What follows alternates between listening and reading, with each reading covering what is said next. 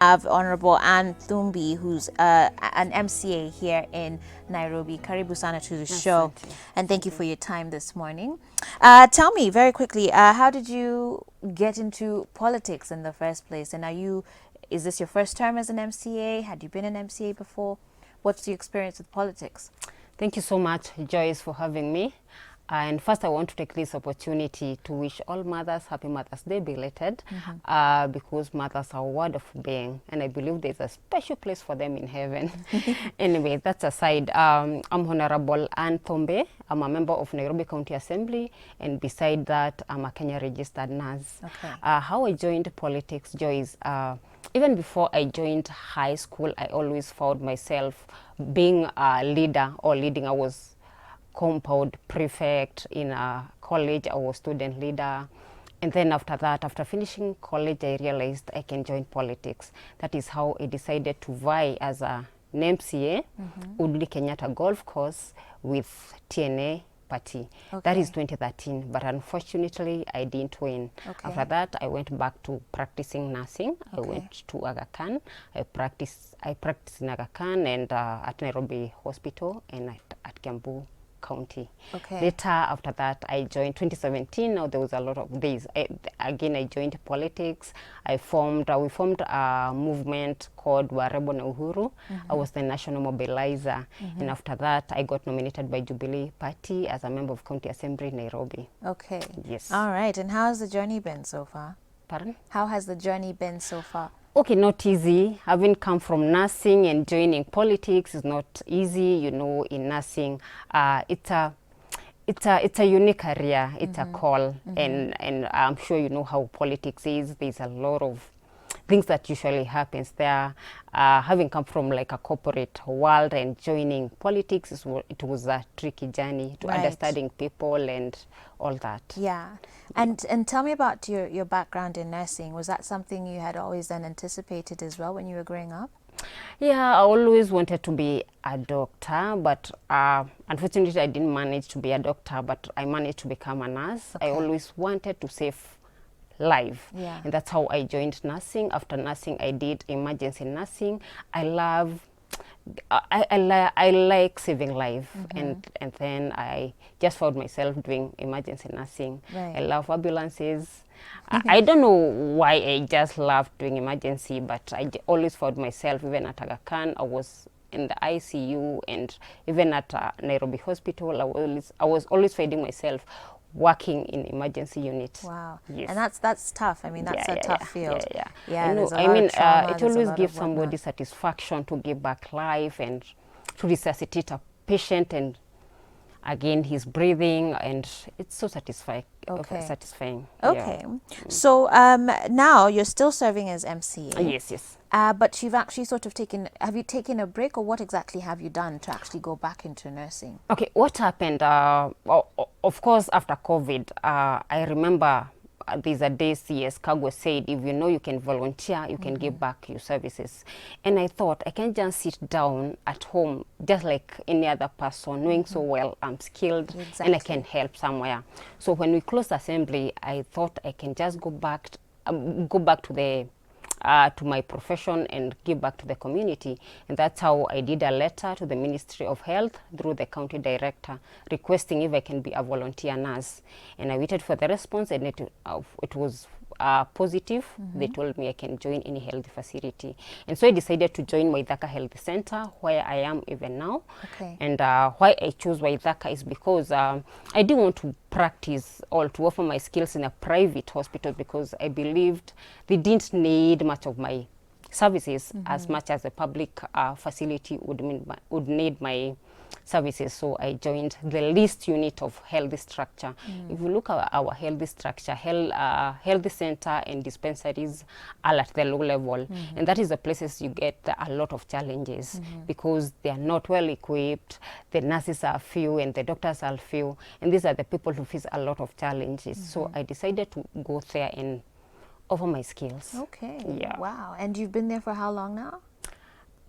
This is the third month. Okay. Yes. And what I usually do, in nursing, if you're a nurse, you can work anywhere. You can work in maternity. I'm a midwife. I love doing it.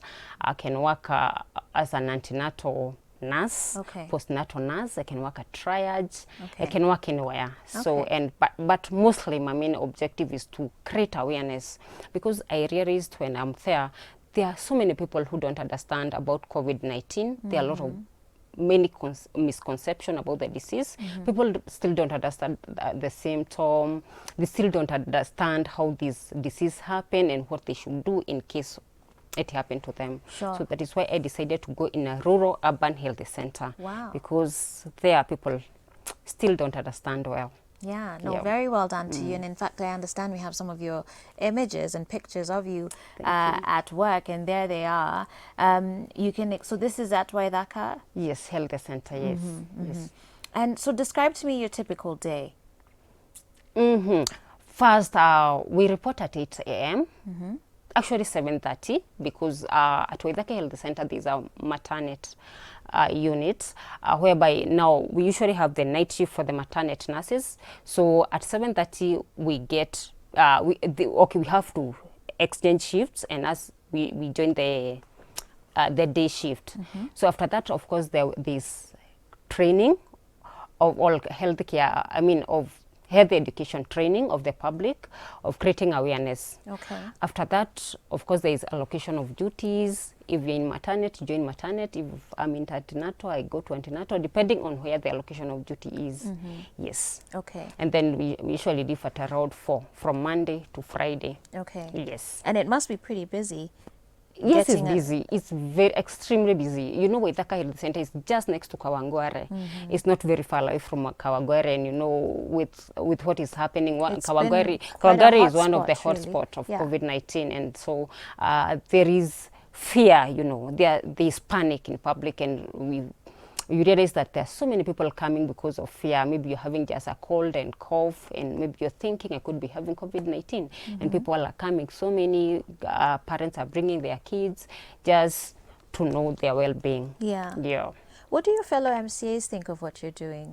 Because unfortunately, I think also in our politics, a lot of Kenyans have felt like sometimes our politicians have not really put the public before them, but here you are, I mean, doing it like 100%.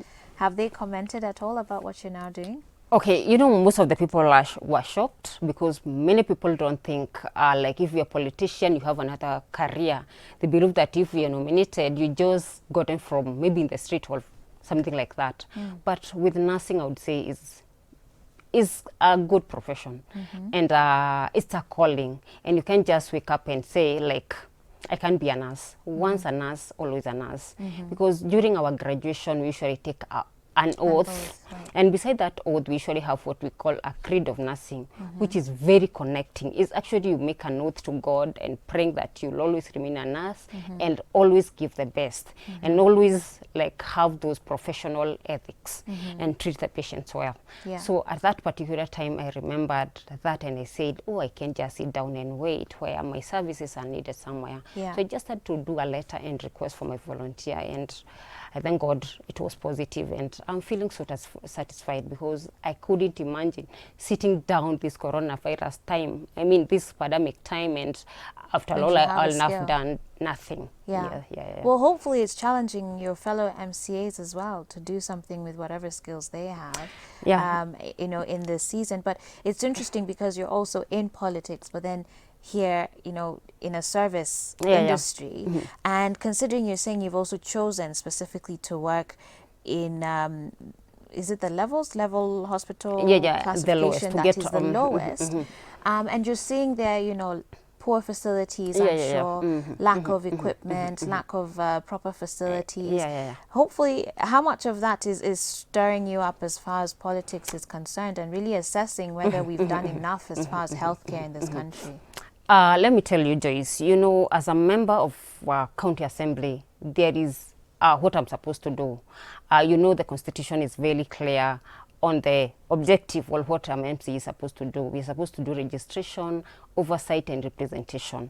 On registration, as a member of healthy committee, when I go back to the assembly, I'll have seen those challenges at the ground level.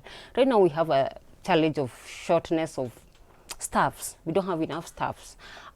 There's also an issue of digitalization. You realize that if you are from private hospital, you might not have understand or haven't gotten that issue as a challenge. But when you go to the ground level and work there, you realize that our health facility are not digitalized. We still do a lot of documentation in manual way. Another challenge is when nurses come to us and tell us, hey, we need miscellaneous allowance, we need risk allowance, we need this and this. At this level, I'll be able to understand. Even when I go back to the county level, I'm able to be ambassador of nurses well than I was before. Because now, having worked there at the grassroots level, I'm able to face those challenges, and I'll be able to put them in forefront. Right. Yes. Okay, so it sounds like at least it's good to see that, you know, the I'm MCA is also seeing what Hon Ann is seeing, right? Yeah, and you know, Joyce, there's that perception there that, like I said, that politicians, they are not learned. You saw what other politicians are doing, like Babu Owino, teaching, and any other people. And this time round, we have so many people who are educated. Like Nairobi County Assembly, for instance, we have lawyers, we have doctors, we have pharmacists, we have accountants, we have all kind of professionals, and very young professionals. Yeah. And so it's that bad perception to imagine that people are not learned. Okay. Yeah. Kuna mtu hapa anasema nikupe high five in the air because you're doing a wonderful work. Thank they you. say kudos to you. That's Carol Thank you watching so from much. Hildoret. Thank you so and much. as you've said, you know, once a nurse, always a nurse. My mom's a nurse too. And she says the Wow, exact same wow, thing. So I can hear the similarities between you two as far as just the passion for the work. Yeah. But you know what? You know, God willing, this COVID-19 pandemic comes to an end soon. Where do you see yourself then with nursing and balancing politics? Like I said, I have bills that I want to pursue at Nairobi County Assembly before even 2022. Okay. Like I've told you, I've seen so many challenges, and I want to work at the county level to make sure I make policies regarding the same challenges. Like now I had a bill on free parking in the private hospitals, which is it's not yet a bill, but soon it will be. I brought a bill whereby I said we should parking, like for free cars. all whereby they'll be regulated, because there's a lot of exploitation of parking in our private hospitals, Joyce. If you go to Western countries, the parking charges are regulated, but in our private hospital here in Kenya, they are not. Yeah. They can charge you as much as they want Right. to. And regardless of maybe you have maybe chronic illness, like we have patients usually go to the hospital. Maybe let me give you example of a cancer patient who usually go maybe to the hospital like 3 times in a month or even in a week. A patient who is having a renal problem, and maybe she or he is going for dialysis every time. They don't care about that patient and relative, so they keep charging you a lot of money. If you go to maybe private hospital with your kid today, some hospital will charge you throughout the parking until the day you'll be discharged. And to me, I feel it's a bit exploitative to our client in Nairobi. So I have that bill that I want to finish up, and also I have another bill on an ambulance act, because we still don't have clear regulations on ambulances. That is why you found some ambulances doing illegal things and all that. So I have some policies I need to work on and to make an impact. All right. Yep. So you're saying you're hoping to do those before 2022? Yes. Would you be running again for politics post 2022? I think it's still early, but I believe in the power of tongue, and I believe what you keep saying will happen. Okay. Maybe if that time comes, why not? Okay. I'm still young, and I believe I can be elected. Wow. Yeah. Well, Honorable, it's great to meet you. Thank you very much so much. for I the appreciate great this. work you're Thank you doing so much. there in Waithaka. You want to salimia your people in Waithaka? Yeah, I want Hapa to tu say. camera too. Okay, I want to say hi and congratulate all the health workers in the whole world and the whole country at large. I want to tell you that we appreciate you so much. We appreciate what you're doing, and also want to tell everyone to support our medical staff and our government as well. Look at them with a special eye, because indeed they are working so hard to make sure we are all safe. Another thing I want to encourage my friends and everyone else to tell you, keep safe, because safety start with you. All right. Yes. Thank you very much. Yes, thank I you. do appreciate you coming through the show. Lots of people here saying that they've been inspired by you. Ben tuned in from Embu says, really inspired by Honorable you. Anne. Congratulations to Thank you. her. And may God bless your work. Thank you so much. Thank All you. right. Thank Well, you. with that said, guys, we need to take a break as we get ready for the second hour of our show. And we still have lots lined up for you, including a DIY segment and some health tips as far as first aid in your homes. Okay. So stay tuned. I'll see you at the top of the hour.